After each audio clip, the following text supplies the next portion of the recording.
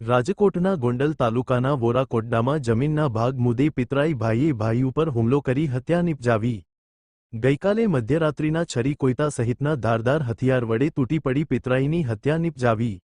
ખેતી કરી રહેલા રાજેશભાઈ સાકરિયા ઉપર ટીટો ઉર્ફે અજય સાકરિયા સહિતના શખ્સોએ હુમલો કરી હત્યા નિપજાવી। હત્યા કરનારા કાકા દાદાના ભાઈએ અન્ય 4 આરોપીઓએ મંડળી રહી રાજેશભાઈ અને પરિજનો ઉપર હુમલો કર્યો। મૃતક રાજેશભાઈને બચાવવા જતા પુત્ર અનિલભાઈ ઉપર પણ જીવલેણ હુમલો ગંભીર હાલતમાં રાજકોટ સિવિલમાં દાખલા।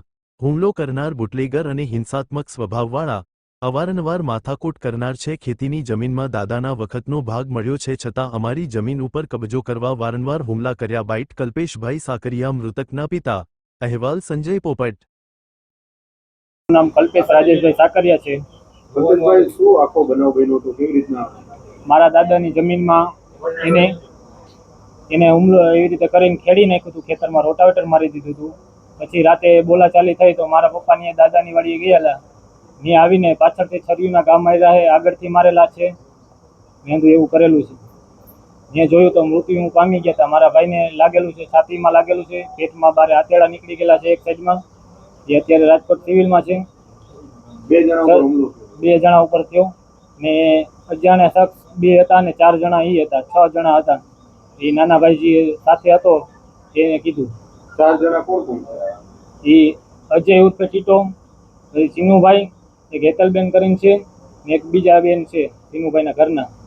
એ 4 લોકોએ હુમલો કરેલો। શું થાય તમારા? મારા પપ્પાના કાકાના છોકરાને કાકા થાય। કેટલા વર્ષથી આ જમીનનો પ્રશ્ન ચાલુ છે? કાંઈ હતો જ નહીં, આ તો અચાનક આવીને હુમલો કરી ગયા પાછળથી આવી।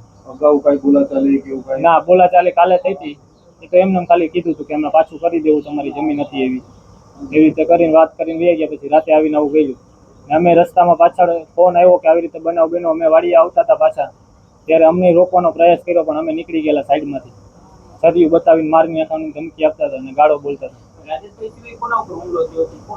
અનિલભાઈ રાજેશભાઈ સાકરિયા ઉપર। હવે શું તમારી માંગણી છે? શું કાર્યવાહી? ન્યાય જોઈને એને ફાંસીની સજા જોઈએ, એને ફાંસી થવી જોઈએ, અમને ન્યાય મળવો જોઈએ। આ જમીન કેટલી છે તમારી? કેટલા વીઘા અંદાજે?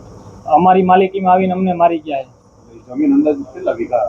એ 14 વીઘા હતી, એમાં ભાઈઓ ભાગ પડી ગયા। તમારા દાદાના 7 જણાના 3 બહેનો હે, 4 ભાઈઓ હે, બધાના ભાગ એના પડી ગયેલા હતા। તોય આવી રીતે દબાવ આવતા હતા, જ્યારે હોય ત્યારે વારંવાર પીને આવે, દબીને વયા જાય ને। એ ભાઈ બુટલેગર છે એટલે એનું હાલે છે જ્યાં આવીને।